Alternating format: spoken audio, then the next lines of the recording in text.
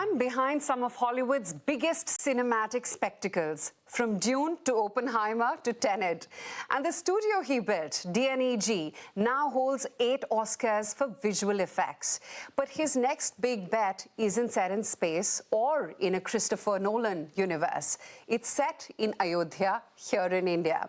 Namit Malhotra, founder of Prime Focus and DNEG, is building, or rather bringing, Ramayana to the big screen with Hollywood-scale VFX, betting that Lord Ram and Hanuman can go as global as Batman or Thor. Alongside the film, he's also building Brahma AI, his answer to the AI disruption sweeping through Hollywood. So is this India's biggest cinematic gamble yet? And what does it mean for Prime Focus, the listed entity? Joining me today on the interview, Namit Malhotra. Namit, welcome to the interview and welcome to ET Now. Thank you so much for your time today. Oh, it's great to be here, Aisha, and good to be talking. Right. So, Namit, let me start off with the business angle first. DNEG and Prime Focus, they've racked up, what, 8 Oscars for VFX excellence? What does that track record mean as you step into your most ambitious project yet with Ramayana? I think it's incredibly fortunate that, we've, we have won 8 Oscars in total. And what's more, exciting is that it's 7 awards in the last 10 years, which is, I think, a feat that I don't think anybody in that space has ever had. So I think I feel incredibly proud of my team that's really made that happen. That being said, having built this, ability to work so closely and integrate ourselves with some of the finest filmmakers, it just kept becoming one of those things that, at what point will we be able to bring that capability to our own stories and to our own country and make sure that we can raise the flag of India even higher. And that sort of is what really excited me or motivated me to, go down that road in terms of making this happen. I want to talk about the scale of Ramayana as well. Of course, some of us were fortunate enough to catch a glimpse of the trailer as well in the theatres. But how does the VFX pipeline for a mythological epic of this size compare to anything DNEG has done before, including Dune or Oppenheimer? One of our greatest strengths has been that we've always been incredibly faithful to the vision of the filmmaker. That's really at the core of how we've actually won these Academy Awards. So every time we talk about a film like Odyssey or Oppenheimer or Dune, it really boils down to the vision of the director that's really driving what we ought to be doing for them, or making sure that we bring their cinematic vision to life. And that really has been the cornerstone of our success over the last decade or so in making this happen. On the Ramayana side, what we again approached it was that, this is again something that is so close to the heartland of India. It's so close to every Indian on the planet. How do we try and do justice to it by leveraging the technology and the creative artistry that we have, but maintaining the sanctity of how we have looked at our own history and the vision of what these things mean to our people. And that is how we've really designed or created the worlds of Ayodhya or Lanka or whatever else that we have in such a way that it's faithful to the poster art and all the calendar art that we've seen, over the many, many years that this has existed. But Namit, from what I understand, you're not making just one film, but you've spoken about a larger trilogy. How do the other 2 films connect to Ramayana Part 1? And what's the creative thread that's going to tie them all together? So I think, to be clear, we are making the story of the Ramayana in 2 parts. It's not 3. And the way, what we're trying to do is we're trying to tell you the entire story as we see it in 2-part movie. Now, that hopefully takes you from the start to the end.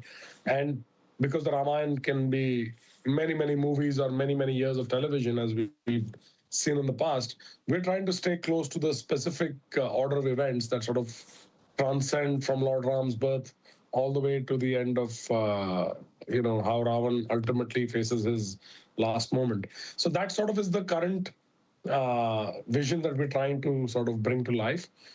And, thereafter, the opportunity or the ability to actually make different parts based on different key characters becomes a very finite possibility. And that is something that we will explore once we've done these two films to the best of our ability. You know, Namit, I also want to talk about the sensitivities out there because Ramayana carries massive box office and cultural expectations riding on it. What would you consider to true success? I mean, critical acclaim, global box office, or a shift in how Indian IP is valued worldwide? I think, Aisha, for something like the Ramayana, it's almost like you need to check all those boxes because there's obviously the critical side. There's also the people side, which is really I think the most crucial part of this. That the vast majority of the people that really hold Ramayana so close to their heart, they should first feel like we've done justice to the telling of this epic in the most appropriate way. So that I think is our number one, what I would call as the most critical piece of the puzzle. The box office really tells you that people have accepted it and have gone and seen it and sort of celebrated it. That so to me, get one is connected to the other because I don't see a version where people absolutely love it or appreciate it and the box office doesn't follow. So, but to me, we're not chasing box office, we're chasing people's acceptance as our primary, focal point. And why Ranbir Kapoor as Lord Ram himself? I think it's if you think about the cast that we've managed to put together, it's first of all, it's what dreams are made of. It's like bringing the best talent out of Indian cinema together to play some of the greatest characters on screen is it's almost it's never happened. And there is no denying that Ranbir is clearly one of the, if not the finest actor of this generation. And I think his portrayal and his commitment to playing any character that he has played so far has always been met with a lot of love from the people. And we have no doubt that when people see the film, they will have similar feelings about him in the way he's played Lord Ram. Doesn't that add added pressure to what already the expectations are around the movie? When you do cast such, big Bollywood actors to play mythological characters? See, the thing is that the pressure is I don't even think of it because that is I don't think of it as pressure. I think it's a responsibility that we have as filmmakers to do something in a certainly appropriate manner, recognizing how people are so emotionally connected. I don't have to go too far. My mother is probably one of the biggest believers in Lord Ram, and I got to check the box at home before I even test this out for the rest of the world. So starting from home turf and then taking it to the world, I think it's something that we are incredibly aware of. That being said, ultimately, nobody can be Lord Ram. The world that we live in today, we can all try to embody and try to bring certain, qualities and certain attributes of his thinking or of his own persona into our life, into our society as much as we can, but nobody can truly be him. That being said, we do need to find actors or people who can perform that part in the most honest manner, and that is a big responsibility to any actor. So relying on what I believe is a very fine actor who's got the nuance and the sensitivity to recognize those very very vulnerable and critical aspects of Lord Ram's persona is something that we are incredibly sensitive to. And I think having seen Ranbir's performances in all the different films that he's done so far, you can sort of see that he has that naturally built into his style, which I think is why, when, like I said, when everybody sees him bring Lord Ram's character on screen, I think people will be equally appreciative of how well it's played out. So let me ask you, what was your mother's reaction to seeing the trailer? Because, I mean, people have opinion. Everything from Lara Datta's sari to why not this one for the leading lady and not that one. How did she react? No, I think one of the best reactions I've had, was, while everybody absolutely loved the scale and the spectacle of it, what really hit it for me was when she saw the first glimpse of that. For her, it was like, I can see Ram. I can see, in his delicate and vulnerable expressions, I can see Lord Ram on screen. And that, I think, was all it needed, frankly. And it was not just her, there were other people that I really, people whose opinions I truly value, and who will be frank with me, honestly, who will tell me if they didn't think it was right, because nobody's you know ignorant about what this means, not just to them personally, but also to our society at large. So I think everybody who's sort of seen that and seen a little bit more, I think, has all come together very confidently and feels good about the choices we've made so far. Oh yeah, can't wait to see the epic. But tell me, Lord Ram and Hanuman have existed in Indian storytelling for centuries now. What does it take, Namit, technologically and creatively to present them to an audience, or rather I should say global audience, the way Hollywood built the Marvel universe, for instance?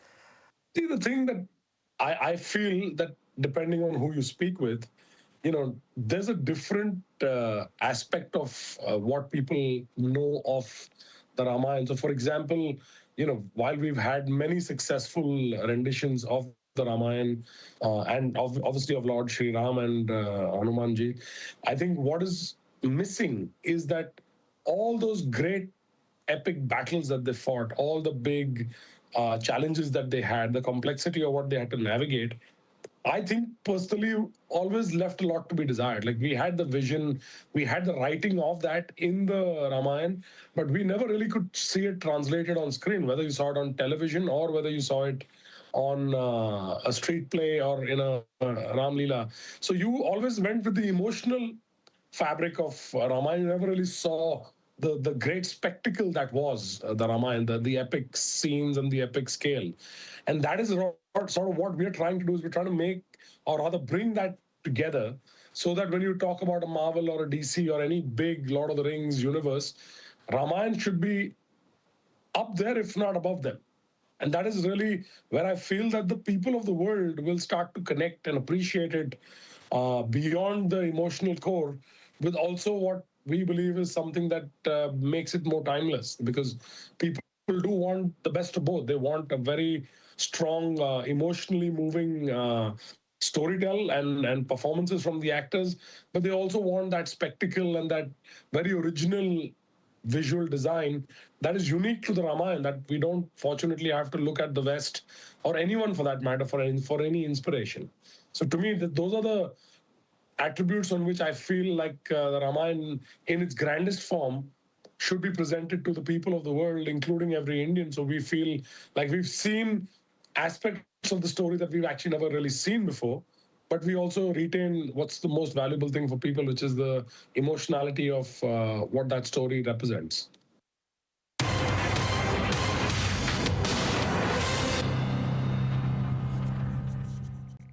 You've often said that you want Hanuman to be as globally recognizable as Superman or Thor. Is that ambition about box office or about reshaping how the world sees Indian mythology?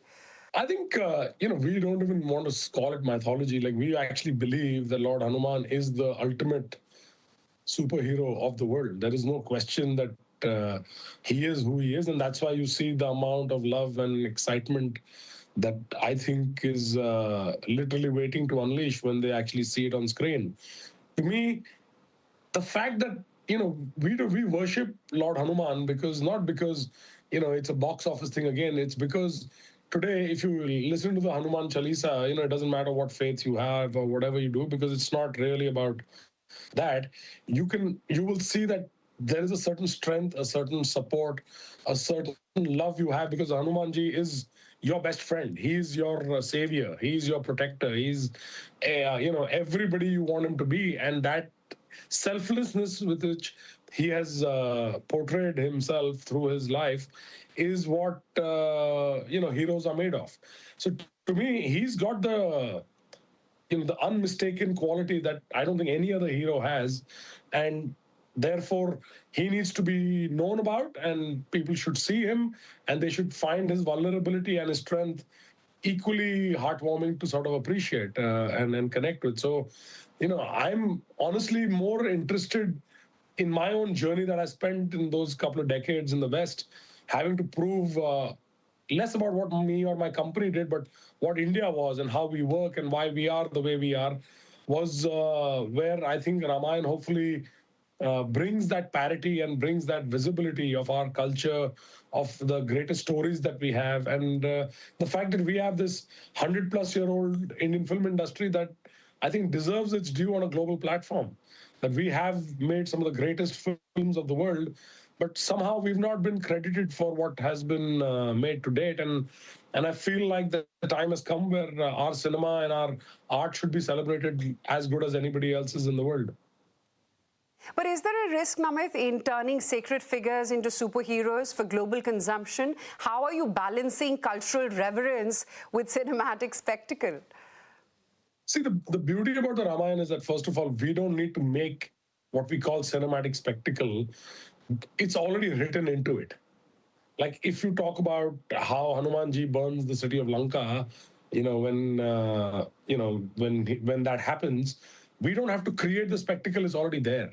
When you talk about Lord Ram fighting 14,000 Rakshasas, that is not something we are creating or having to cook up as a concept. It's already there. It's written into the Ramayana. So for us, we fortunately don't have to create the spectacle. The spectacle is there. It's just that people haven't seen it done justice to at that level, which is what we are making sure that we are, putting all our technical and creative capabilities to bring to life. And therefore, the spectacle part is almost rather easily done. But what is more important than that is for the world to sort of understand and appreciate that Ram Rajya, or the concept of Indian culture, which thrives on forgiveness and sacrifice and love for one's near and dear ones. That whole concept that I think makes the world a better place, without preaching, without trying to be, like overly pushing on any particular agenda, I think really is where I feel there's this beautiful balance between what we call, the highest end of entertainment, but at the core, led by spiritual awakening. I think that, to me, is very interesting in the way the Ramayana really has it sort of woven together. And to me, that is why I believe that this is something that we must attempt in our generation to bring that visibility and recognition to something that's been there as the grandest, the oldest story of humanity, except that the world doesn't know about it. And that, I think, is why uh, I take it upon myself that we must do the best we can to deliver that with reverence and respect. Because why would you do it any other way?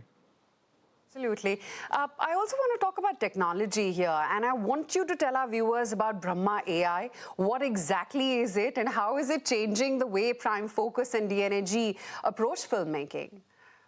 Yeah, so I think we've been a tech company at our core through from the time we started. We always have been innovators in technology and brought the latest and the greatest tech for the entertainment industry. Literally from the day I started in a garage in 1995 to where we are today. That being said, there's a lot of noise around AI, and a lot of it is, well, people are justified in feeling that way. And then there is some areas that, like all technologies that are disruptive, there is some nuance that we must understand. So firstly, let's talk about why we believe that we need what we need. So one of the key components of all the questions you've asked me so far is around, how do we make Ramayana visible and acceptable and something that people can engage with to the wider world. And one of the key things about that is, when we are rendering the story of Ramayana, we wanted to make sure that it was not just read through subtitles and through not so great dubbing, which is been the way films have relied, or TV shows have relied over the last decades, to try and deliver something to a wider audience across the world. Now, that when you think about that, and when you want to appease from a 5-year-old to a 85-year-old, you want to make sure that you try and make that process of storytelling as seamless and as natural as possible. And that is why what we wanted to do is we want to bring the best of human performance and very, very high-end technology to try and come together to make that happen.